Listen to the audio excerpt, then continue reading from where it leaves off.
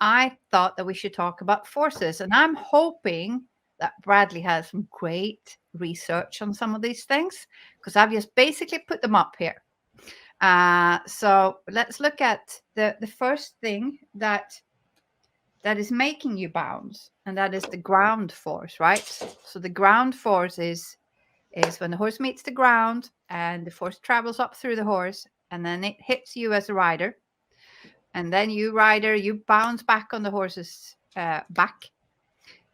If you can't, if you're not posting or can't making the rhythm with the horse. So we have, this is the first problem, because the ground force and the horse are moving. Actually, your body has to be able to absorb those forces, and it has to go through the whole body before it comes back down. And if you haven't absorbed it, you can't be effective, because the next hit is gonna hit before you're ready. And this actually puts a little bit, then you have to put thinking in, and I'm actually going to ask Bradley here what he's done, because it means that you need a density in your panel and in your saddle tree that actually matches the forces of the horse. Have you been looking at that, Bradley? Oh, yes, and more. Yay. So things which we look at is obviously such as ground force. That is a relatively constant once you know the weight of the horse, and you can then understand the weight of the rider. You can calculate it. What we also then do, specifically to us, is we measure the density of the horse's musculature. And now that's a really difficult thing, because you're trying to essentially measure muscle tone. Now before it's toned. Yeah, exactly. And you have to consider things like hair and fat layers and various things like that as well. So this is where it becomes quite fascinating. So you can, we use something called a durometer, which is an industry standard in other industries, where you can then measure the density of the zone, the area which is having the saddle on. Now, what you also then have to factor in is how that tone or how that muscle changes from being theoretically relaxed to then being contracted. So we've had to do lots of research in terms of different horses at different performance levels and their variations in tone or muscle contraction. And the irony is, and this is giving a little bit of knowledge away, but hey ho, people know me, I'm quite free with it. If you ask, if you ask the right questions, you'll get the answers. So the thing is that actually muscle tone in a high performance horse, when it's relaxed and when it's competing, is actually quite similar. There's not that much variation in terms of the tone or the muscle density of a high performance horse when it is supposedly relaxed and kind of chilled out, compared to when the muscle is actually contracted. Now, have you figured out the reason for that? Because I'm going to touch on that. I'm going to touch on balance and tension and relaxation when you have balance. We know the reason, like physiologically. Now, the difficulty is, so that's why in some regards, creating a product for a high performance animal is relatively easy, because it's kind of consistent. So it's much easier to predict. The difficulty comes, which we all experience as saddle fitters, is the lower performance horses. And the problem is you can have a horse which is overtly relaxed. And then when the muscle contracts, you've got this big range of muscle tone from quite chilled out and relaxed, quite floppy, to then suddenly full on hard contraction when the horse is performing. And that is a real difficult kind of thing to solve in terms of this horse's, how do you pad? How do you protect that horse's back? How do you protect the rider? How do you cushion that extreme range from a muscle density of 15 or anything like that, and those are arbitrary numbers if you don't understand the scale, to then suddenly 35? That's quite a big range. Whilst a high performance horse is going to be averaging around about 26 and goes up to about 37, kind of 38, essentially the boundary of 15. Whilst you've got a boundary of about 20 to 25 in a fit horse. That means these don't even meet. Those curves don't even meet. No, they don't. So we're looking at various things on how to help the industry, and help customers. And we're producing protocols of our own creation and using our own science, which when they're fully ended and kind of we are confident in them, we will quite happily release them to the rest of the industry and other companies, just to give a standardization in some regards. Yeah, I thought it was important to ask you because we have been testing with different densities of wool. Yeah. And it's quite surprising how big difference it does make to the horse if the wool is too soft. Yeah. And how you flock it, and even the material which it's wrapped in. Is it a leather panel? Is it a serge panel? Is there a foam lining to it? There's so many variations. Even if it's kind of automotive leather or fake leather, PU leather, they all make massive differences. And we're doing some very, we're currently in beta testing of some products which are very controversial, which are going to be coming out early part of next year, which is going to be great fun, because it's basically breaking rules. It's breaking kind of industry theoretical norms, and just asking questions.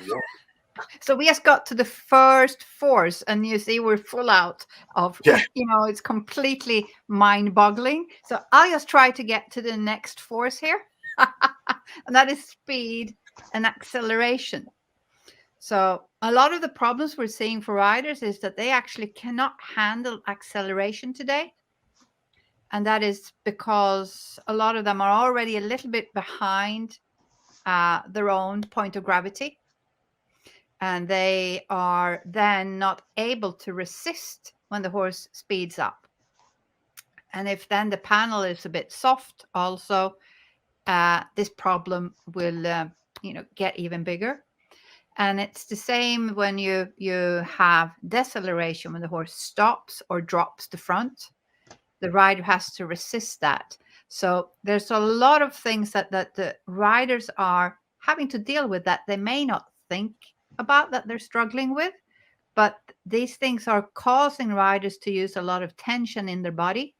And that tension is causing fatigue, pain, and it's also causing miscommunication with the horse.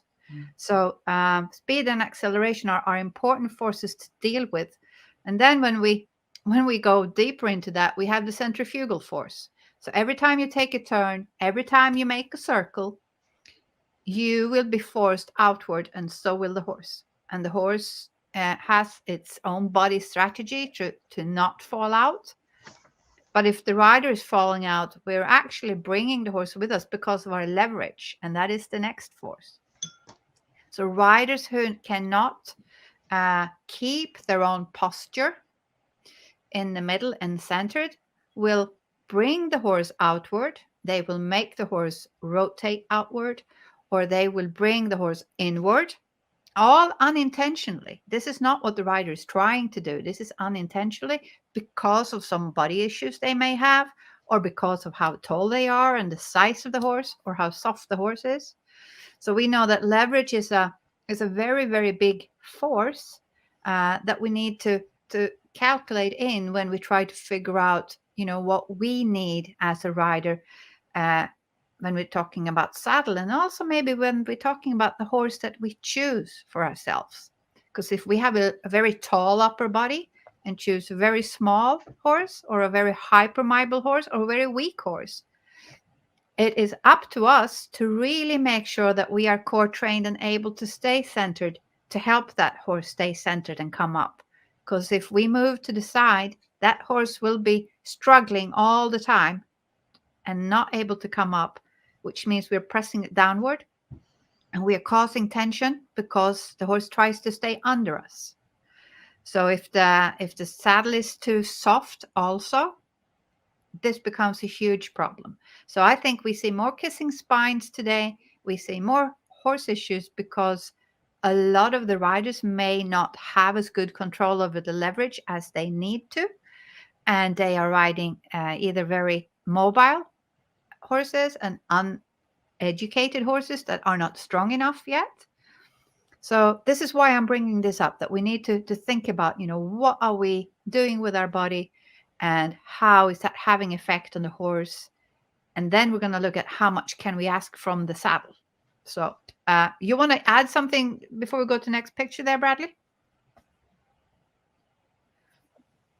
No, not at all. I know that there's been a couple of questions in the chat so far. Yeah. But I'll read out the questions. Yeah. Before they get too many. So muscle mass could be one of the biggest variables over time. When it comes to long-term product usage, how is it addressed in the planning of the design, if it is? Oh, yeah. You have, this is the biggest challenge we have, is when to start with the horse, when we think it's ready to make a saddle so that it doesn't change his posture or his muscle too much, because you have two different things. One is the posture and the other one is the muscle. And what we're seeing mostly is that most horses have a downward posture in the front today, and they're high rearward. As they change, they're actually going to come up in the front. And that means we'll have another ratio between how high the saddle sits in the front and the rear. So yes, you do need to have a plan for that. And sometimes it means that a horse will actually grow out of one tree to another. And that then you do need to talk to the rider about that, depending on the age, the education of the horse and so forth, where to actually start, so that many people may want to start a little bit too early.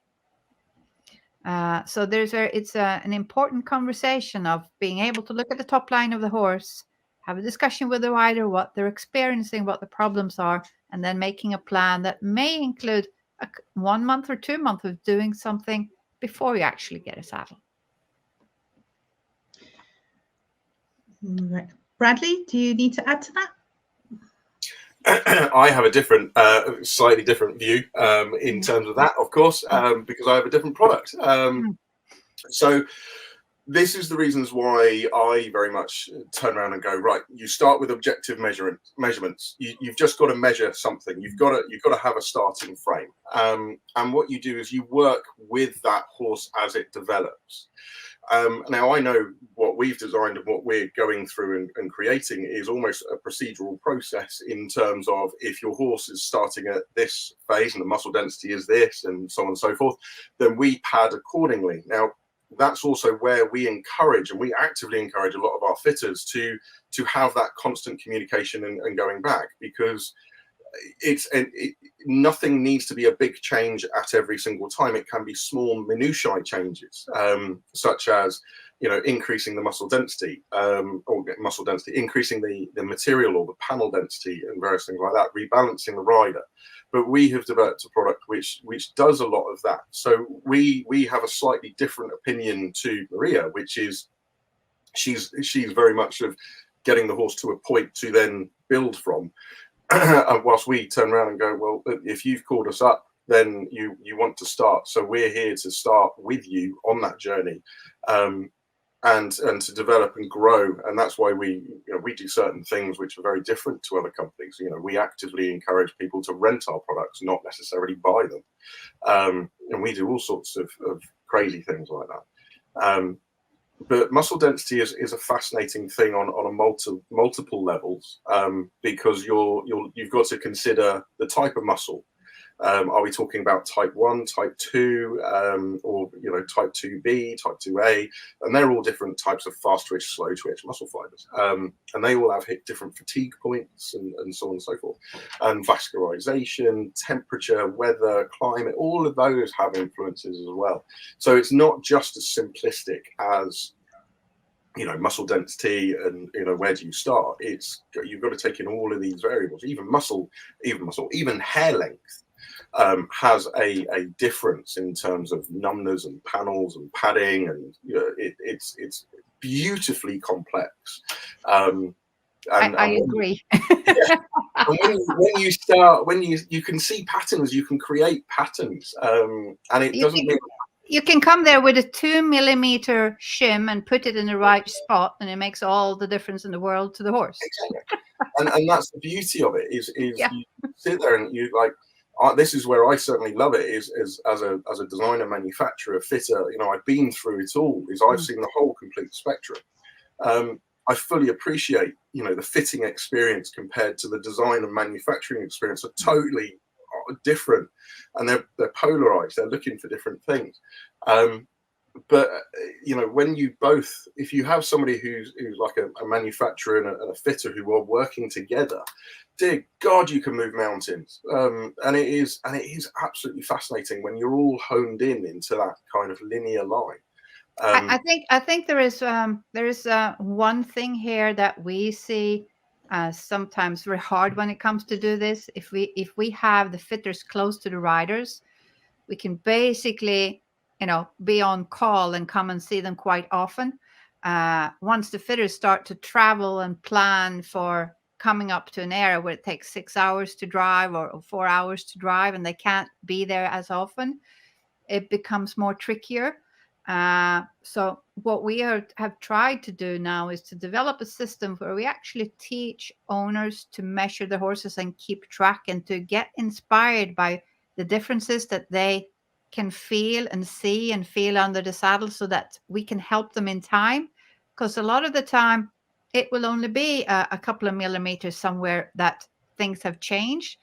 But those millimeters may matter a lot to that horse. So I'm totally with you that we have to make the underside much more changeable. Otherwise, we cannot meet the modern situation with horses being ridden so young and changing so much through their lifetime today. Yeah, and you know, that's where we kind of came up with that two-part design, because it's just going, you know, you need the equine tree to be flexible, so we designed it that way. Yeah, I understand. Which leads me on to the next question from the audience. What scope is there for using different types of numbner or pad to take the horse's muscle tone into account, rather than the saddle having to be ideal? Which is a really good question. Bradley, you want to start? I'm going to take the dog inside. Right, who's asked that? Dorothy. Oh God, right, Dorothy. Why do you read my mind? You know, it is a little bit frustrating that you kind of keep reading my mind. I think you're telepathically attached to me in some way. You are absolutely correct. So using different numbers and various things like that, they create different reactions. You know, from a polypad to a typical cloth numbner to, you know, the new kind of super padded, you know, force distribution numbners. What you've got to remember is that fundamentally the industry is to a degree unstandardized. So the problem is you can have a numbner which is a polypad, and you fit the saddle to the horse with a polypad, and then all of a sudden the customer changes the product or changes the numbner, and now the saddle doesn't work. And you as a manufacturer get blamed that the saddle doesn't work. So this is again going why you have to almost create an industry which has some form of official testing or standardization or anything like that, because otherwise there's a lot of confusion which can happen. You know, I know from personal experiences, I built a product for a customer which was all calculated to weight values of the rider and everything like that. So we knew compression volumes of foam and muscle density and all of that fun stuff. And then the customer went off and lost loads of weight, which was fantastic. And you kind of like, brilliant, well done. But the problem was then the customer was riding in the saddle and was basically being bounced out of the saddle because we had over padded the saddle for that. We had originally done it to a very heavy weight, and then all of a sudden the rider had lost, I think it was about 18 kilos, and they suddenly the padding was too much, and the rider was getting bounced out. So, and we were kind of like, oh no, that's not a problem. We need to solve that. But the problem was also that happens with numbners. You know, numbners do exactly the same thing. You know, so you're looking at different materials in numbners. So you suddenly look at saddles and you look at panels and you look at protection. And then you have to look at what numbers they're using. And can we agree that there is a lot of headroom for making better pads where we actually know what they're calculated for kind of weight and what kind of sports and what kind of speed even? Yep. Yeah.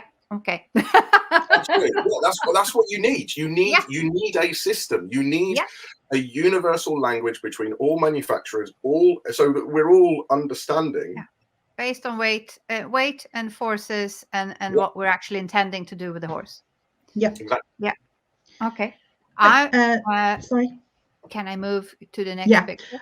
Just one more question. Is there a place where we can read those findings, the results of different density of wool, etc., which you mentioned earlier, Maria? You cannot read. You can read. I have designed a course, a VBR course about saddles, and it brings up the different wools. We show the different wools, but there is no actual measuring of the density on the wool, because it will depend, like Bradley say, on how much you put in, how hard you stuffed it, and how big panel you have. So this comes down to just knowing that this kind of wool will have a lower density. It will fill the panel full, but it will have no density. Or this kind of wool, you don't need to put that much in because it has a thicker fiber, a stronger, more dense fiber, and it will not make the panel balloon, but it will make it more firm. So that's in that course that we made. You just to add in to that is a lot of companies, saddle companies, they do a lot of the testing, but in-house and privately, so they don't share that universal data. And you know, various companies will do testing on wool, on foam, on different materials, but they all keep it in-house because that's essentially their intellectual property. That's their intelligence. So there is an argument to be had by governing bodies to basically create a universal database. You know, we need a universal database in order for manufacturers to go to, for saddle fitters to go to you know, understand all of that, because this is, you know, ultimately the end goal is not necessarily to make millions of pounds of money, because you're not when you're generally going into saddlery. What you're doing is you're going into the industry to A, protect horses, B, protect customers, i.e. the riders, C, protect the industry. So you do kind of need an industry which is going to support and turn around and go, right, we need to actually create some form of structure here for the industry, for the future. This isn't just here and now. We've got to think, you know, 5 years, 10 years, 20 years ahead, because material science is moving, you know, like a truck. It's so quick. You know, even stuff which was 3 years innovatory, you know, 3 years old, now is old hat. You know, we need guidelines, and I know that everyone who's a fitter who's out there would benefit from guideline and from, you know, deeper knowledge, deeper science, and more guidelines, and we just have to drive that forward. That's one of the reasons we're talking here. We wish that some people go back and say, okay, you know, who else can participate in bringing these guidelines? And I think from the research point of view, they need a method of being able to test this as they fit, so that would determine the fit for them. And unfortunately, the technology isn't quite there. We can use pressure mats, but they have limited application. Plus, they tell us very little about the panel itself. So, but I would say that there are good fitters out there who have the experience. So what we have not done, which is sad, is that the fitters have not gotten together and said, okay, how can we document what we have learned, what we experienced? Because a lot of posts I put out, fitters come back and say, I see that. And I have now gone, okay, how can we quantify what fitters see? How can we collect it and create something out of it, and not just disregard it as manufacturers very often do? So fitters are stuck between customers and manufacturers, and they don't very often get listened to. No, and it has to be part of the fitting process, certainly for the precision rider. At Your Horse Live, I took about 50 imprints, templates of the pelvic floor of a variety of people. Every single one of them was different, but it was an excellent way of being able to determine what the rider's default posture was, their factory settings, so that, you know, they do need to go off and address that, and many of them do, but I think we need a clear picture so that the fitter can say, well, here's what I see from you, and here's what we need to work towards, because this saddle is going to work a lot better when the horse and rider are better prepared and fit for purpose for the saddle. You can't keep making the saddle fill the gaps that the horse and rider are making.